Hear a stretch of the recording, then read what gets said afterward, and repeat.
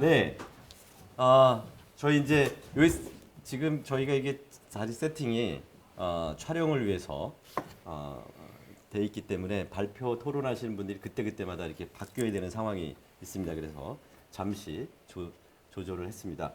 자, 이번에 두 번째 발표를 해주실 두 번째 발표는 성균관대학교 신대진 박사님께서 해주시는데요. 정치학 박사이시고 구성지휘 이론으로 학위를 하셨습니다. 주로 남북 관계와 통일 교육에 전공을 두고 연구와 강의 활동을 하고 계십니다. 신대진 선생님께서 발표해 주실 내용은 북한에 대한 분단 적대 정체성 극복을 위한 새로운 정체성 교육이라는 제목을 발표해 주실 텐데요. 어떻게 본다면 우리 앞전에 발표했던 내용하고 연결성이 좀 되는 것 같아요. 네. 예, 이게 아마 우리 최혜경 사무총장님이 또 궁금하셨던 내용일 수도 있을 것 같아서 신대진 선생님의 발표 흥미롭게 듣도록 하겠습니다. 네. 안녕하십니까. 이제 임소가 됐네요.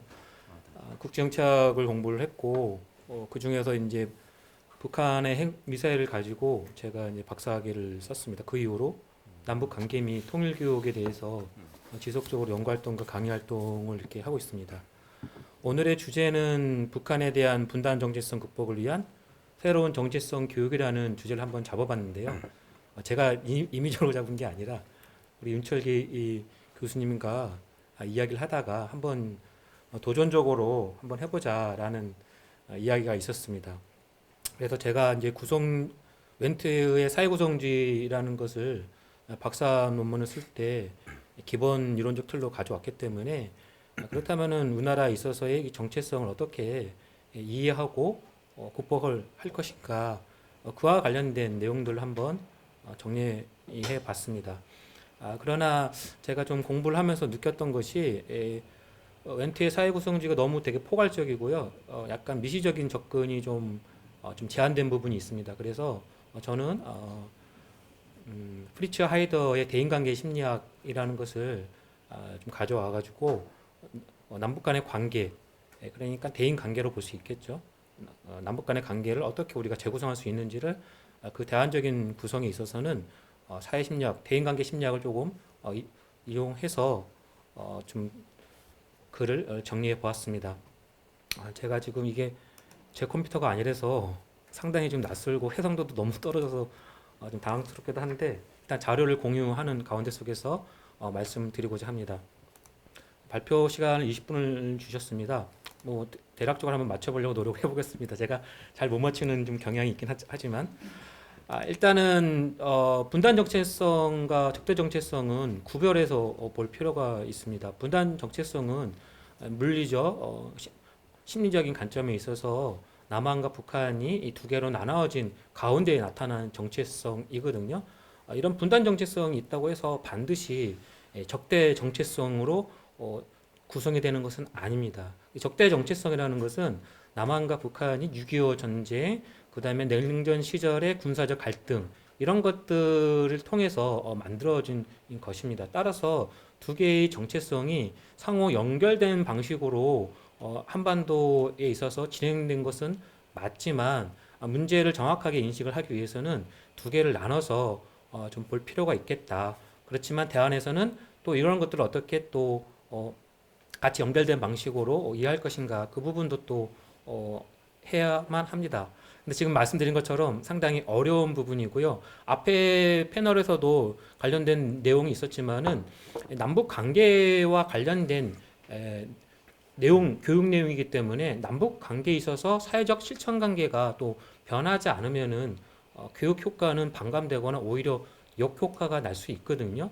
그래서 상당히 좀 어려운 주제이기도 합니다. 앞에서 군축 문제 갖고 이제 많이 말씀해 주셨는데 정부의 통일 정책이 계속 변해 와서 통일 교육이 상당히 어려웠다라는 것은 대체적으로 이제 현장에서 얘기하는 거고요. 그거보다 더 어려운 게 하나 더 있습니다. 사실은 그거보다 더 어려운 게 뭐냐면은 남북 간의 이 관계가 현실적인 관계가 통일 관계와 통일 교육과 전혀 정반대의 상황 속에 있다면은 상당히 우리가 기대했던 통일 교육의 효과를 제고하는 것은 참 어렵습니다. 제가 이 원고에서는 사회적 실천 관계라고 이제 말씀을 드렸고요. 따라서 우리는 통일 교육을 통한 관념의 재구성 이것도 중요하지만은 사회적 실천 관계, 뭐 남한 사회도 마찬가지고요.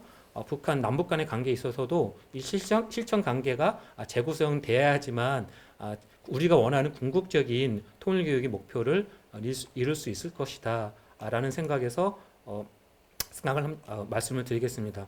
이런 문제 의식을 통해서 제가 조금 더 구체적으로 말씀을 드리고 싶은 것은 새로운 그럼 정체성 교육이라는 건 무엇이냐라고 좀 구체적으로 좀 말씀을 드린다면은 일단은 뭐 분단 정체성을 통합 정체성으로 재구성해야 된다.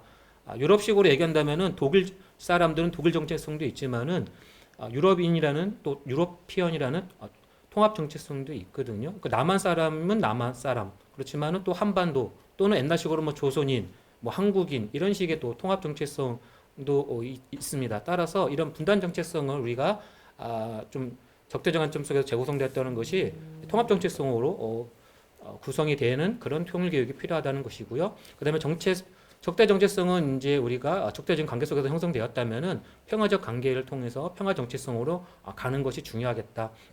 세 번째는 이 두 가지가 연결된 걸로 저는 이해해서 볼 수도 있을 것 같은데 우리가 북한을 이제 타자로 이제 볼 수 있거든요.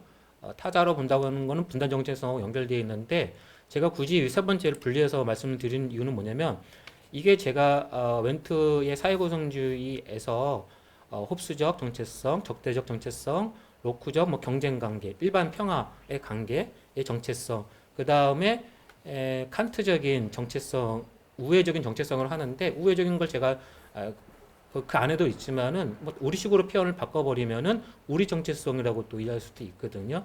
근데 이런 것들을 다 극복해야지만 분단 정체성도 극복이 되고 적대 정체성이 극복돼야지만 북한은 타자가 아니라 우리 정체성으로 재구성할 수 있습니다.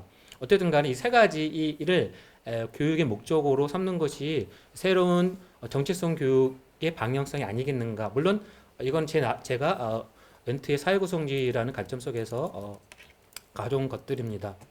그 분단 정체성에 대해서는 뭐 여기 밑에 예시적으로 제가 우리는 한국인하고 얘기하지만 북한 분들은 조선이라고 얘기한다거나 또는 남한인 북한인, 남조선인, 북조선인 뭐 이런 식으로 물리적 분단을 통해서 새로운 하위 또는 상위 정체성에 대한 상도 좀 다르고 있는 것입니다. 따라서 우리가 이런 것들을 극복할 수 있는 문화적 통합의 공간으로서 통합 정체성을 할 수 있겠다.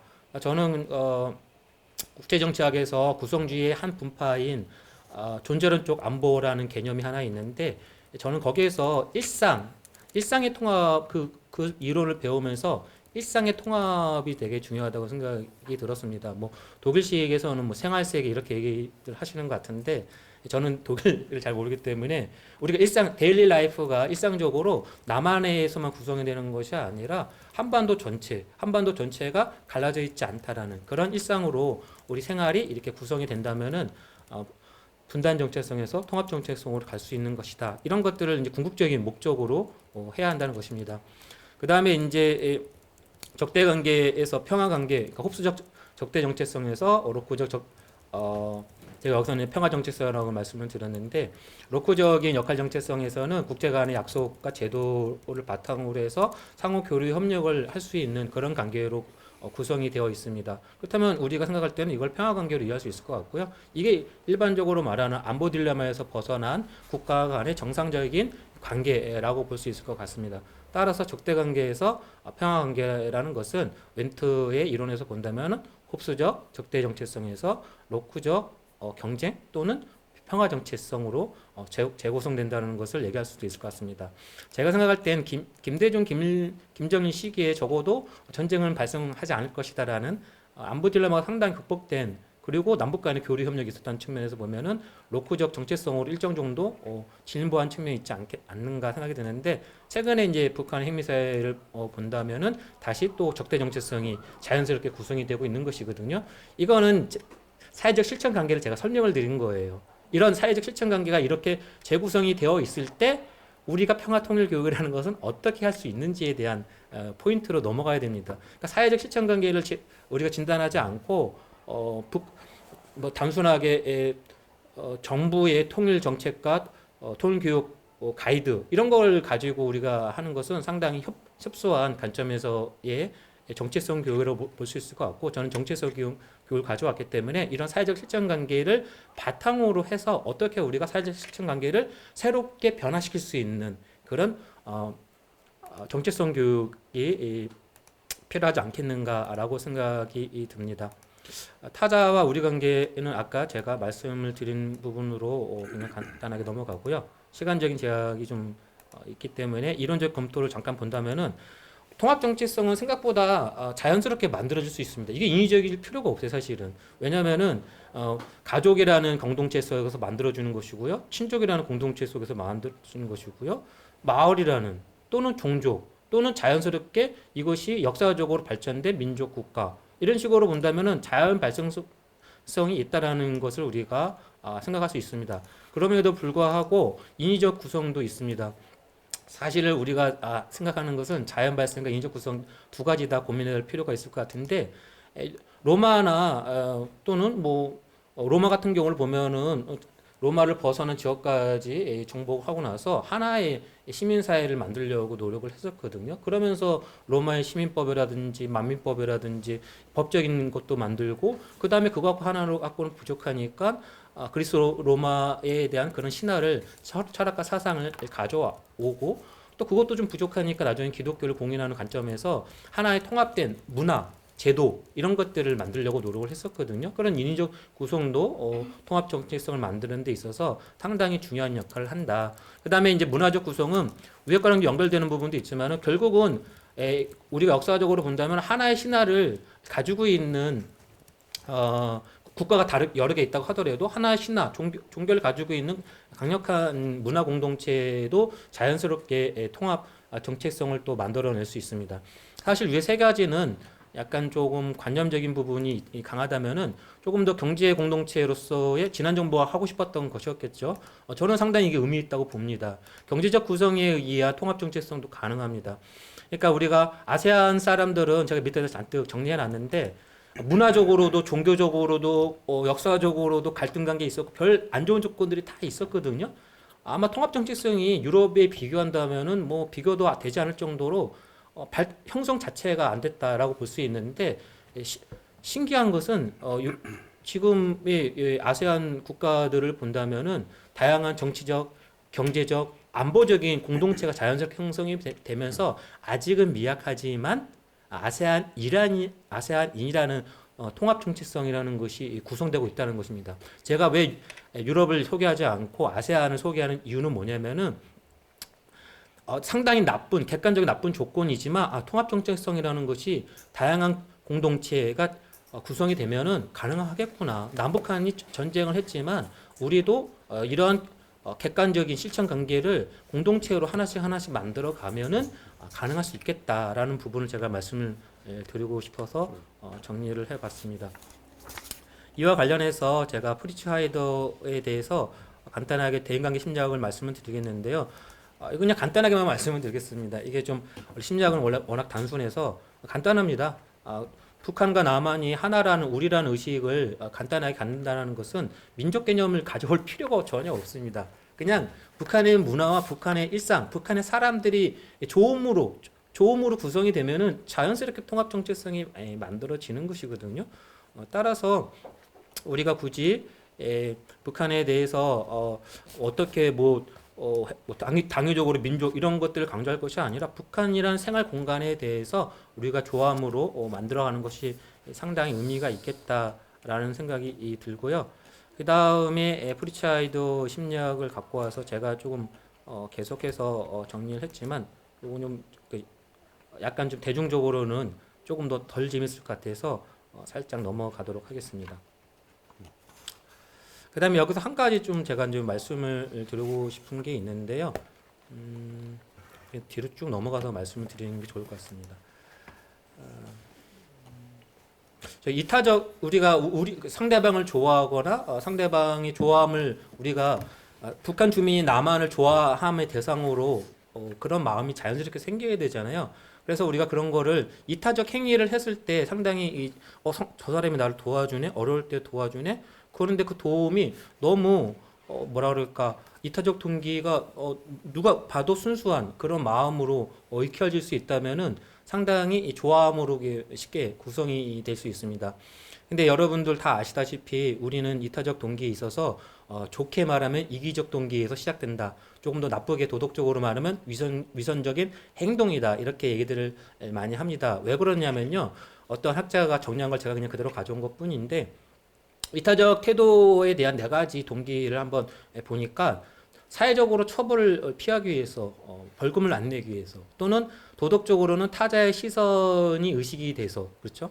또는 그거보다 조금 더 괜찮은 거는 상대방이 불편한 그런 괴로움에 대해서 제가 스스로 마음이 보이니까 불편하거든요.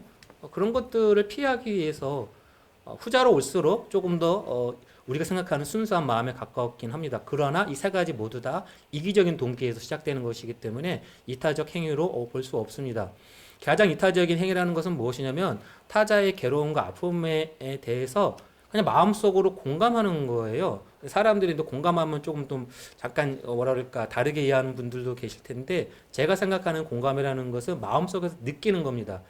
이해하는 것이 아니고요. 물론 이해는 공감을 하는 데 있어서 상당히 중요함을 줍니다. 어쨌든 간에 이 상대방의 그 마음에 내가 공감을 하면서 아무 이기적인 동기 없이 자연스럽게 일어나는 그런 행위들이죠. 근데 우리 역대 정부들을 본다면은 뭐 경제적인 도움이나 뭐 다양한 도움들을 주고 있었죠. 그런데 그것은 위에서 보면 어떤 기준에 의한 이타적 행위인지에 대해서 생각해 보신다면 아마 네 번째는 아닌 것 같다는 생각이 많이 듭니다. 오히려 네 번째는 정부에서 하는 역할보다는 이 시민 사이에서 자연스럽게 일어나는 그런 행동이지 않을까라는 생각이 들고요. 따라서 시민 사이에서 그런 실천 관계들을 보여주고 북한 주민으로부터 마음을 얻는다면 또는 그런 시민 사회의 활동들이 우리 남한 사회 내에서 있어서도 그런 마음을 공감 인정받게 된다면은 우리가 조금 더 긍정적인 방식의 우리가 자연스럽게 우리라는 정체성이 만들어지지 않을까라는 생각이 듭니다.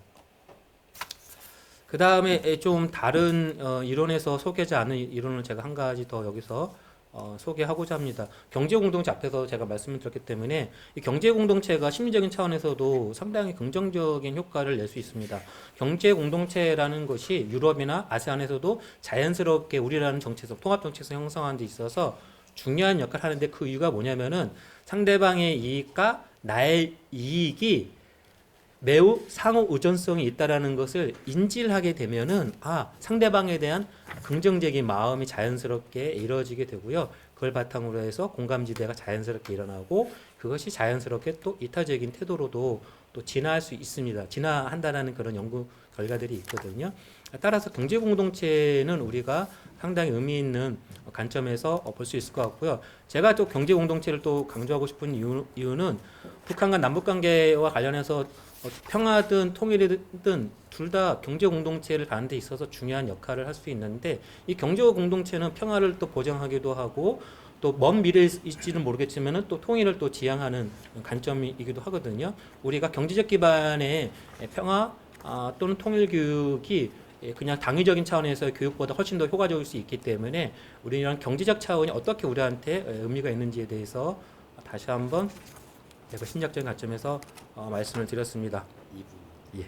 이제 맨 마지막으로 그냥 이제 정리하는 차원에서 나가겠습니다. 앞에 내용들하고 상당히 하기 때문에 특히 우열의식 같은 경우는 우리 인철기 교수님께서 발표하신 부분과 거의 뭐 일맥상통합니다. 우리가 북한에 대해서 우월하다는 의식을 갖는 순간 이거는 반평화적인 것이고요, 반통일적인 것이고요. 이런 거는 우리가 하면 안 되는데 이게 의도하지 않게 또 이렇게 또 교육이 가는 경우가 종종 있더라고요. 거기에 대해서는 좀 넘어가고요. 마지막으로 이제 메시지 하나 좀 전달하고 싶습니다. 통합 정체성이라는 것이 과연 좋은 부분만 있느냐? 아닙니다. 상당히 나쁜 부분도 있습니다. 조심할 부분도 있습니다. 그게 뭐냐면요, 유럽 통합이 진행이 되었을 경우에 되는 과정에서 논쟁이 있었습니다. 폐쇄적인 유럽으로 갈 것이냐, 개방적인 유럽으로 갈 것이냐. 객관적인 효과로 본다면 두 가지 다 있을 것입니다. 그래서 우리가 객관적인 효과, 부정적인 효과도 있거든요. 그러니까 통합 정체성이 강화가 되면은 남북한은 하나의 정체성이 강화가 될 것이고, 그렇게 되면은 상대적으로 외부와의 관계 속에 있어서는 상당히 민족주의 같은 민족이라는 개념을 떠나서도요, 그냥 뭐 어쨌든 간 하나의 정치적인 단위 또는 문화 단위가 되면은 그 우리라 남북한은 위로 구성이 되지만 남북한을 벗어난 다른 국가들 관계에서는 위와 아더 간의 관계가 되거든요. 그럼 자연스럽게 뭐 민족주의든 뭐 다른 이데올로기든 상당히 뭐랄까 공격적인 그런 이데올로기로도 또 전환이 될 수 있습니다. 따라서 우리가 이 통합 정체성이 교육이라는 것은 글로벌 시민 교육 또 평화 교육 이런 것들하고 동떨어져 있는 교육이 아니라는 것을 마무리 차원에서 말씀을 드리고 발표를 마치고자 합니다. 감사합니다. 네, 우리 신대진 선생님 발표 정체성 특히 새로운 정체성 교육에 대한 내용으로 새로운 이론을 바탕으로 해서 또 대안적인 정체성 형성의 가능성들을 논하는 발표였습니다. 이거 역시 사회자 개인적으로도 본다면 굉장히 관심을 가지고 있는데요. 육지로 경계를 넘어보지 못한 우리들은 사실 섬에 살고 있었더라고요. 예. 그래서 섬 정체성을 넘어선 대륙적 상상력을 확보할 수 있는 우리의 또 나를 중심으로 한 정체성을 어떻게 만들 것인가가 관심이었는데 그 부분에 대해서 그 분야를 또 말씀해 주신 거라고 생각이 듭니다. 아주 감명 깊게 잘 들었습니다. 여기에 대해서 우리 연구원의 통일정책연구실 연구위원을 계신 박주아 인지과학 박사님의 발표를 토론을 듣도록 하겠습니다. 어제 저희 통일교육원에서도 멋진 훌륭한 발표해 주셨는데요. 토론도 기대됩니다. 네, 부탁드리겠습니다. 예, 안녕하십니까. 방금 소개받은 통일연구원 박주아라고 합니다. 이제 오늘 주제가 평화 통일 교육의 현황과 과제, 평화와 인권 교육의 관점에서라는 주제인데, 사실 이 정체성 교육이 굉장히 평화 교육 혹은 통일 교육에서 핵심적인 역할을 담당한다는 측면에서 굉장히 저도 공부가 많이 되었고, 또 다양한 것들을 또 생각해 볼 수 있는 기회가 됐습니다. 특히 이 이제 문제 의식들을 이제 디벨롭먼트 하고 있는 과정이라고 제가 들었는데요. 이제 제 생각들을 조금 좀 말씀을 드리려고 합니다. 이 정체성에 대해서 제 생각을 한 세 가지로 요약을 하면, 첫 번째는 중요하다, 두 번째는 잘 모르겠다, 세 번째는 어렵다. 세 가지 정도인 것 같습니다. 중요하다라고 이야기할 때는 이게 랜드로성 같은 사람들은 이게 갈등 해결 연구자인데요. 갈등 해결의 수단 혹은 갈등을 해결하기 위한 교육을 자기가 두 가지로 요약한다면, 첫 번째는 접촉, 그리고 두 번째는 상위 범주를 형성하는 것. 그러니까 여기서 말하는 통합의 정체성을 만드는 것, 서로 자기 요약할 수 있겠다라고 얘기할 정도로 갈등 해결에서 정체성의 형성은 굉장히 중요한 파트입니다. 이 정체성이란 게 결국 나는 누구인가를 결정하는 거고, 이제 그것이 나의 행동, 나의 사고, 나의 여러 가지 대인 관계를 결정할 수 있는 기준이 되는 거죠. 제가 오늘 저녁에 원래 술 약속이 있었는데 그 술 약속을 취소를 했습니다. 왜냐하면 이제 가족 정체성이 강하게 작동을 해서 저희 사랑하는 와이프가 저희 건강을 생각해서, 하여튼 그런 거죠. 그래서 제가 가족이라는 남편, 사랑하는 아내의 남편, 사랑하는 아이의 아버지로서의 정체성을 유지하기 위해서 제 행동을 결정을 하는 거죠. 이 남북한도 마찬가지일 거고, 뭐 다양한 수단에서 그런 정체성은 저희 이제 사람들 행동을 가이드라인을 주는 겁니다. 그리고 또 하나 이제 중요한 부분은 정체성을 형성하는 순간 내 집단 편향이 발생하고 외 집단 혐오가 발생을 합니다. 이제 일련의 연구에 따르면 17개월 영아들도 자기의 집단을 의식하는 순간 내 집단과 외 집단을 구분하고 내 집단의 편향을 보인다는 연구 결과들이 있습니다. 그러니까 그만큼 중요하다는 거죠. 잘 모르겠다라는 거는 이게 어떻게 형성되고 어떻게 발전되고 어떻게 변화되는지에 대해서 굉장히 다양한 연구들이 진행 중에 있습니다. 정체성이 무엇인가라는 것 자체에 대한 연구들도 다양하고요. 근데 특히 이제 갈등 중인 국가에서 이제 정체성이 어떻게 작동하는가에 대해서도 굉장히 다양한 연구들이 벌어질 거라고 생각을 하지만 실제로 연구들은 굉장히 소수입니다. 그러니까 키프로스에서 한 연구를 보면 오늘 내용과는 조금 다른데요. 키 플러스 상위 정체성과 키 플러스 하위 정체성이 모두 강한 집단이 상대 집단에 대해서 유화적 태도가 더 높다는 거죠. 좀 아이러니하지만 키 플러스의 정체성을 가지고 있는 사람과 북키 플러스인의 정체성을 동시에 가지고 있을 때 남키 플러스인들에 대해서 유화적 태도가 높다는 거죠. 또 그렇지만 또 다른 연구들에서 보면 아니야, 상위 범주가 더 중요해라고 이야기하는 쪽도 있고요. 또 북아일랜드 사례를 보면 그게 아니라 상위 정체성보다는 상대를 존중하는 정체성이 더 중요하다는 거죠. 그러니까 굉장히 복잡한 소수의 연구지만 그 결과들도 굉장히 수렴되지 않는 게 있습니다. 그리고 이 어렵다라는 측면은 이제 켈만 같은 사람들은 정체성의 변화가 결국은 화해의 최종 목표다라고 이야기를 합니다. 정치, 군사적인 화해가 이루어지고 그리고 심리, 사회, 문화적인 사회가 어느 정도 이루어졌을 때 정체성의 변화는 도모할 수 있다라고 이야기할 정도로, 그리고 그것이 결국 화해의 끝판왕이다라고 이야기를 할 정도로 정체성은 굉장히 어려운 과제인 거죠. 이제 오늘 주제와 관련해서 제가 이제 저도 수업을 하면서 이렇게 하나 읽었던 논문이 생각이 나는데요. 이 Peace vs. Identity, Identity Wins라는 논문이 있습니다. 그러니까 평화와 정체성이 붙었을 때 누가 이길까? 정체성이 이긴다. 2008년도 버크맨이 하버드 에듀케이셔널 리뷰에 쓴 논문인데요. 그러니까 정체성이 평화를 이길 수 없다라는 이야기를 하고 있는 겁니다. 특히 갈등적인 국가에서는 어떤 일이냐면 팔레스타인과 이 이스라엘 국민들이 통합학교를 합니다. 그러니까 통합학교가 굉장히 많이 있습니다. 키프로 북아일랜드 쪽만 소개되는데 이스라엘과 팔레스타인에도 통합학교가 있습니다.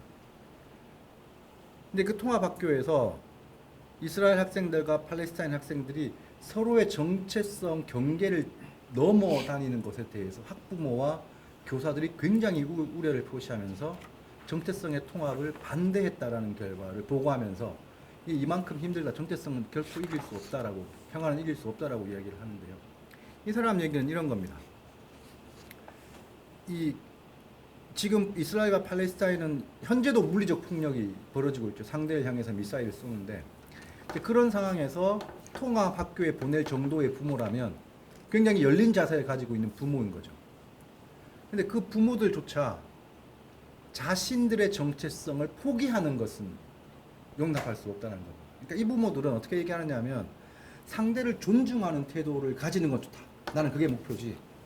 그걸 위해서 주이시의 정체성, 팔레스타인의 정체성을 훼손하는 것은 받아들일 수 없다. 그럼 어떻게 해야 되느냐? 이 사람 이야기는 아예 정체성 이야기를 꺼내지 마라. 너는 누구인가라는 질문을 하지 마라. 아예. 그러니까 굉장히 독특한 이야기를 하는 거죠. 근데 그만큼 어렵고 적용되기 힘들다라는 이야기를 하고 있습니다. 근데 그런 관점에서 이제 오늘 이 연구 발표를 보면서 제가 들었던 첫 번째 질문은 도대체 이 분단의 정체성과 통합의 정체성은 뭘까?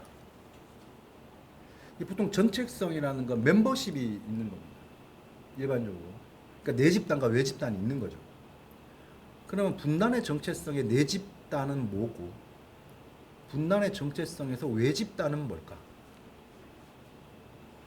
이게 경계가 있기 때문에 정체성이 중요한데, 뭐 정체성의 정치로 어떻게 보면 경계를 지음으로써 정체성을 정치화하는 거죠. 근데 과연 이 분단의 정체성, 통합의 정체성, 이게 과연 어떤 멤버십으로 정체성을 정의할 수 있을까? 이게 어떻게 정의될 수 있을까?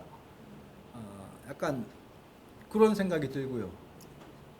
그리고 이 켈만에 따르면 이제 오히려 이게 내 집단 혐오가 극단적으로 발현된, 갈등을 계기로, 분단을 계기로 극단적으로 발현된 현상, 그럼으로써 상대를 부정하는 것이 나의 정체성, 나만 정체성의 일부가 되어버린 부정의 정체성이라는 표현을 씁니다. 이제 그거는 나만 정체성의 일부가 북한을 부정하는 것으로 표현이 될 수 있죠. 이제 그런 식으로는 설명이 가능할 수는 있는데, 이 분단의 정체성이라고 얘기했을 때, 누가 내 집단이고 그 멤버십의 기준은 뭘지? 보통 아이디 카드라고 얘기했을 때 이제 그런 생각이 들고요. 두 번째 질문은 통합의 정체성과 민족 정체성 과연 뭐가 다를까? 그러니까 여기도 보시면 남한 정체성과 북한 정체성을 포괄할 수 있는 정체성을 이야기하는데 사실 저희는 있거든요. 민족 정체성. 그리고 이제 뒷부분에서는 좀 우리가 차승주 박사님 좀 다른 얘기 하시지만 남한 국민들도 한국의 국민들고 그 북한 주민들도 남한과 북한이 하나의 민족이라는 사실을 부정하지 않습니다. 그러니까 두 집단 모두 우리는 한민족이야. 우리는 상위 범주 정체성을 인정을 하고 있는데 이게 전 세계적으로 굉장히 좀 희귀적인 상황이거든요. 상위 정체성을 다른 데는 아까도 이제 말씀드렸지만 다른 데는 상위 범주 정체성을 형성하기 위해서 막 노력하는데 우리는 양쪽이 다 상위 정체성을 인정하고 있음에도 불구하고 그것과 통합의 정체성은 과연 뭐가 다를까? 민족 정체성 도대체 무슨 죄를 졌길래 이렇게 외면당하고 있을까? 네. 약간 그런 생각도 들고요. 그러니까 그렇다면 굳이 새로운 정체성을 굳이 만들 필요가 있을까라는 생각이 들고 세 번째는 이제 그런 상황에서 과연 새로운 상위 범주가 필요할까? 이 얘기 또 이제 우리 신 목사님 말씀에 보면 이 분단 정체성은 이제 제가 받은 책 29페이지인데요.